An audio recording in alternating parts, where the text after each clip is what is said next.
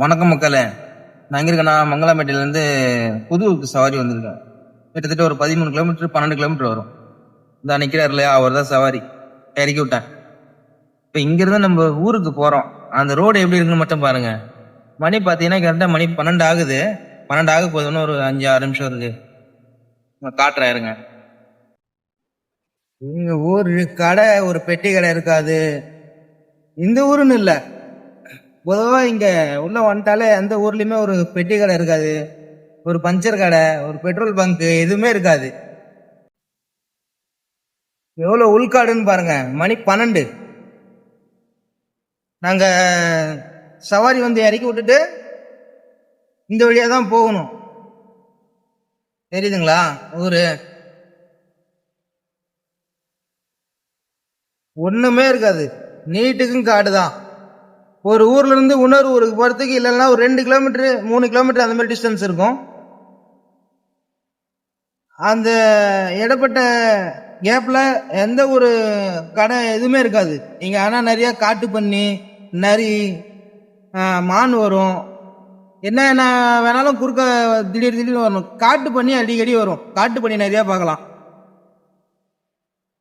ஒண்ணுமே இருக்காதுங்க. இங்க பாருங்க, ஓட.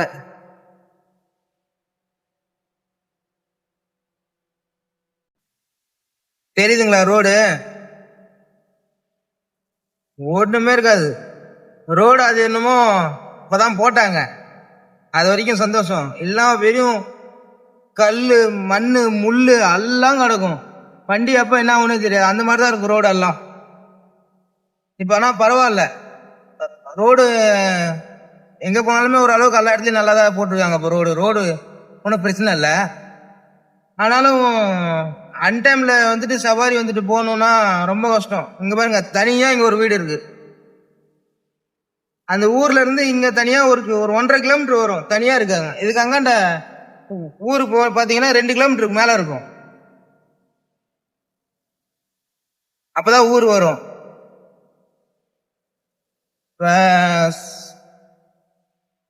சவாரி வந்து இறக்கி விட்டேன். இறக்கி விட்டுட்டு சரி திரும்பி மங்களாம்பேட்டை நம்ம ஸ்டாண்டுக்கு போலான்னு பார்த்தேன். சரி போயிட்டு அப்புறம் திரும்பி சவாரி கிடைக்கலன்னா கஷ்டமாயிடும் ரிட்டர்ன் வர்றதுக்கு. அதனாலதான் சரி இங்கிருந்து நம்ம ஊர் பக்கம் ஒரு 3 கிலோமீட்டர் தான். அதனால நம்ம நேரா சவாரி இறக்கி விட்டுட்டு வீட்டுக்கு போயிடலான்ட்டு போயிட்டு இருக்கேன்.